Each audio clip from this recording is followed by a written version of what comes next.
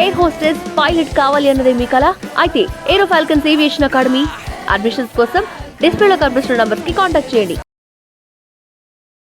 సభలో ఎమ్మెల్యేల తీరు మీద చంద్రబాబు సీరియస్ అయ్యారట. డీటెయిల్స్ క్లియర్ గా చూద్దాం. Welcome to Prajaradham. Andhra Pradesh assembly వర్షాకాల సమావేశాలు సెప్టెంబర్ 18వ తేదీన మొదలైపోయాయి. 10 రోజుల పాటు జరుగుతున్నాయి. ఈ సెషన్స్ లో ఎమ్మెల్యేలు వ్యవహరిస్తున్న తీరు మీద ఆంధ్రప్రదేశ్ ముఖ్యమంత్రి నారా చంద్రబాబు నాయుడు తీవ్రంగా అసంతృప్తితో ఉన్నారట. అసెంబ్లీ సమావేశాలకు లేటుగా రావడం, కొద్దిసేపు సభలో ఉండి వెంటనే ఎమ్మెల్యేలు తిరిగి వెళ్లిపోతున్నారట. ఈ విషయాన్ని ముఖ్యమంత్రి నారా చంద్రబాబు నాయుడు గమనించి వాళ్ల మీద సీరియస్ అయ్యారట.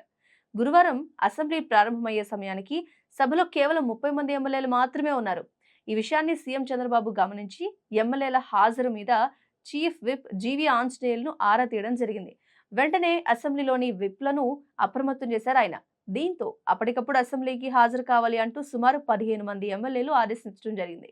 అలాగే ఈ అసెంబ్లీ సమావేశాలకు హాజరు కాని ఎమ్మెల్యేలకు కూడా విప్లు ఫోన్లు చేసి ఎందుకు హాజరు కాలేదు అంటూ ప్రశ్నిస్తున్నారు. ప్రజా సమస్యలు, రాష్ట్ర అభివృద్ధి మీద చర్చించేందుకు అసెంబ్లీ చక్కటి వేదిక అని సీఎం చంద్రబాబు నాయుడు నమ్ముతున్నారు. అందుకే ఆయన ఈ సమావేశాలకు క్రమం తప్పకుండా హాజరవుతున్నారు. ఆ క్రమంలోనే అసెంబ్లీ సమావేశాలకు హాజరు కావాలి అంటూ వైసీపీ అధినేతలతో పాటు ఆ పార్టీ ఎమ్మెల్యేలకు ఆయన కీలక సూచనలు చేశారు. అలాంటిది ఎమ్మెల్యేలు కూడా అసెంబ్లీ సమావేశాలకు ఇలా వచ్చి అలా వెళ్లిపోవడం పట్ల ఆయన తీవ్ర అసహనం వ్యక్తం చేశారు.